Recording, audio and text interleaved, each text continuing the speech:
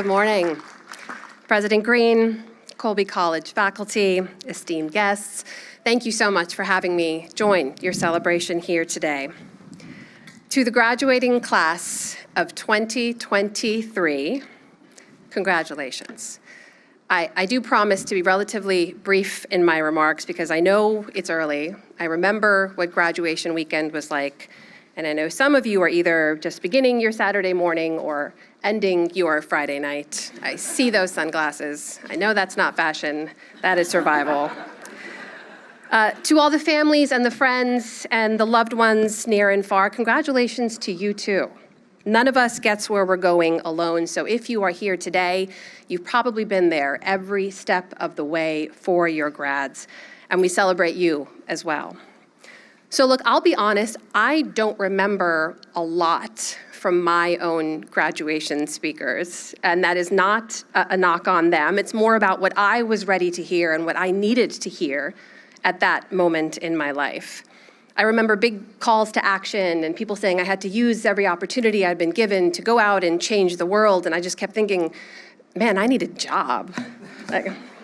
So I want to be helpful to all of you here today. I want you to succeed. I want you to be happy and content and contributing members of society. So I want to talk about three things that have been on my mind lately, things I wish I had better understood when I was leaving college, and things that I think might help you think a little bit differently about where you go and what you do when you leave here. So those three things are hope and community and the Real Housewives of Bravo TV. And this is a journey, so stay with me. I'm gonna start with hope because I think it's something we definitely all need right now as a country, but it's something you all in particular, you need to find out how to tap into now and keep with you, keep coming back to again and again in the years ahead. Do you know what was going through my mind when I sat where you're sitting 20 years ago? Panic. Sheer panic. I just spent 4 years going full bore through a rigorous liberal arts education. I played varsity field hockey in college. I worked part-time jobs and internships to build my resume, and I had no idea. What I wanted to do. I was in constant motion with no direction. And what I had, as I sat with my cap and my gown on graduation day with my parents and my sisters and my godparents and teammates and friends and everyone there to mark the occasion, I had a 1-year fellowship for a news organization, something that I hoped would help just buy me a little time to figure out what I wanted to do with my life, but the clock was ticking.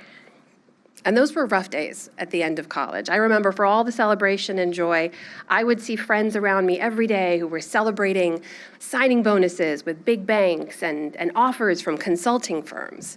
And honestly, I think it's harder for you all today because you are watching everyone else's highlight reel in real time on Instagram and TikTok, and it's an endless scroll. I mean, back then I had to at least run into someone in person to hear about their success and feel bad about myself. That was the way life was back in the late 1900s, by the way. But I'm a note taker, right? I am a quote saver. When I read a line that resonates with me, I write it down, I scribble it on a piece of paper. These days, I take a picture and I save it. And back then, I would think often of this line from Zora Neale Hurston's Their Eyes Were Watching God. There are years that ask questions and years that answer them.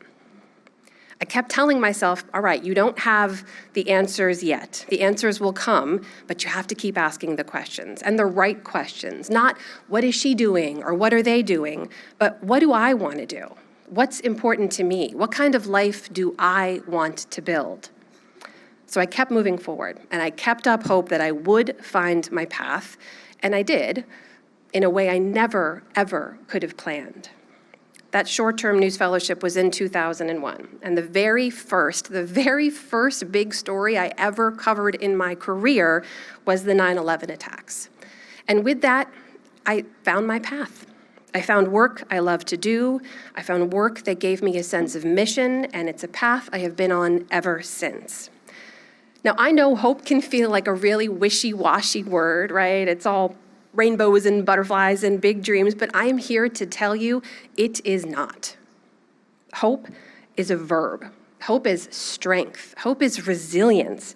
I see it every day in the stories I cover in all parts of the world, in every corner of this country, in moments where all seems lost. Hope is the bridge between what is and what will be. It is continuing to put one foot in front of the other, even when you don't know where that path is going to end up. Continuing to turn towards the sun, even when clouds keep rolling in. I need you to know the path will reveal itself, grads. The clouds will part. Your hope already got you here. It got you through a once-in-a-century pandemic, through your own struggles. I bet a lot of your closest friends don't even know about, but I know we all carry. It got you to this day, and it will get you to the next, and the next, and the next. Now, your friends can help with this, your family too, and your community, which is really the people that you will choose. These are people you will choose to surround yourself with. There's another line from a book that was gifted to me by my father years ago. It was Lord Chesterfield's letters to his son, and I may have very little in common with an 18th century aristocratic white man, but in these published letters, he laid out to his estranged son what it means to be a good man, to lead a good life. And one of those lines was this: "Tell me who you live with, and I will tell you what you are." The community you choose will not only say a lot about you, but it will play a huge role in your path moving forward. Most of your life, most of mine for sure, communities were something that I just fell into by default or proximity or birth, and I got really lucky on that front. My parents are two loving, hardworking, inspiring people who chose to leave Pakistan and make a home in the US for my sisters and I. The school community, though, is something they chose for us, and that really helped shape how I saw the world. They sent us to a little school called St. Agnes. It was a private Episcopalian all-girls school because it was the best education available. So this little Muslim girl went to religion class every week. I read the Bible. I went to chapel every Wednesday. And once I even tried to take communion because I didn't understand it and I was hungry. But I did all that because my parents said, why not? Learn about another faith. Know more about your neighbors, broaden your community. There's nothing wrong with that. I learned early that community isn't just a mirror that you hold up to yourself. It can be a door. It can be a window. It can help you better understand the world. People you may disagree with, but you have to live beside.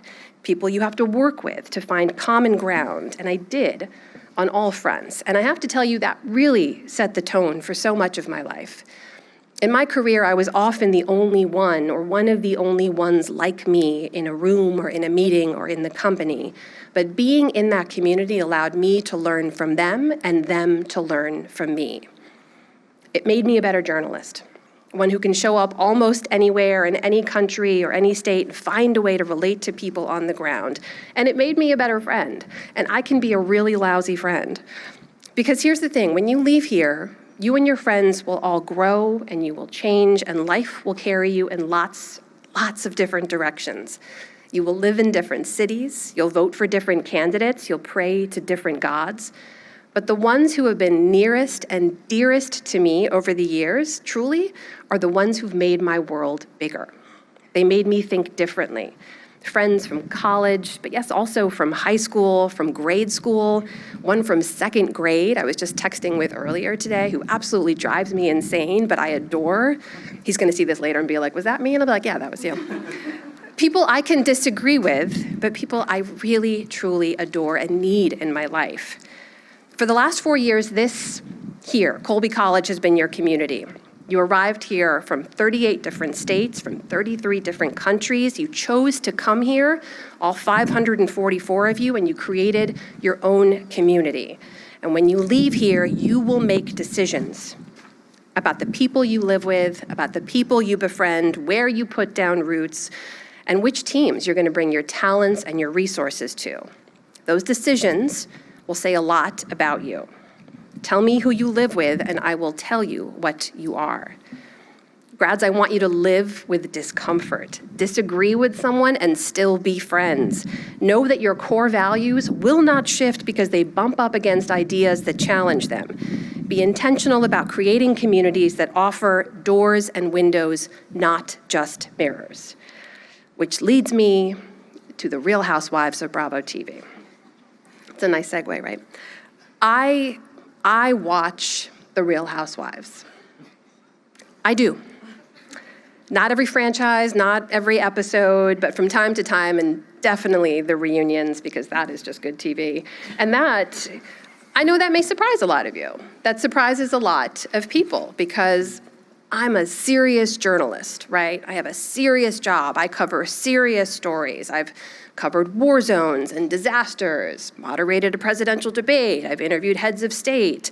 It's serious work. It's work I love to do, and I do it well. But I am more than the work I do. You are all more than the jobs you will do, than the titles you will hold, than the salaries you will take home. And you are allowed to be full, complicated, messy human beings. You do not have to conform to anyone else's idea of what you should be. It is okay to know a lot about politics and national security, and also talk about Scandival and the remake of The Real Housewives of New York City. I have thoughts and very strong feelings on both of those. And sometimes, if you're lucky, all those different parts of yourself come into alignment. This is a true story. On a recent Tuesday, I walked from my office in the NewsHour down to the studio, and I conducted an in-depth, detailed, and rigorous interview with the United States Secretary of State, Antony Blinken. And 20 minutes later, I turned around and I conducted an in-depth, detailed, and rigorous interview with Bravo executive and host of Watch What Happens Live and the Real Housewives reunions, Andy Cohen. And I loved every minute of both. That the two interviews we've been pursuing for weeks lined up one after the other on the exact same day, I took as a sign that I was right where I was supposed to be, doing exactly what I'm supposed to be doing. You are allowed to be who you want to be. Do not allow anyone else's narrow expectations or their limited imagination to keep you from being your full selves. I promise you, your path when you leave here will be better and truer if you do that. Look, grads, you're already smart and hardworking and serious, or you wouldn't be here, so none of us doubt you're going to continue to carry all of those traits with you when you leave campus. But here's what I want you to do. Please work hard to stay curious and silly and kind. These are all things in short supply and in dire need out there in the world. Work hard to make sure that your world gets bigger in the years ahead. Do things that scare you. Keep friends who challenge you. Try new foods every day. Watch shows that you think you're gonna hate. That's how I found The Real Housewives. And also, if you don't already, I really hope you start collecting your own quotes to live by. You know, I keep little Post-its and scraps of paper taped to my walls, and they're like little North Stars guiding me along the way when I feel like I need a grounding. And there's this one I'm gonna leave you with, which is specific to my work, but central to this hope I really, really want you to carry with you, especially in the face of all the things that we know need fixing in this world. The way to right wrongs is to turn the light of truth upon them. Ida B. Wells said that. Wells was a Black woman. She was a journalist, an activist, and a researcher in the late 19th and early 20th centuries. Wells lost her parents and her infant brother to yellow fever. She ended up raising her own brothers and sister. After her friend was brutally lynched, she focused her reporting on white mob violence. She herself was attacked. Her press was burned down. She was driven from her home in Memphis. She went on to help found the NAACP. Ida B. Wells traveled across this country and the world confronting racism and sexism wherever she went, and she was a journalist until the end. Ida B. Wells said that line. And I believe if she could hang on to hope, then so can I, and so can you. So grads, good luck out there.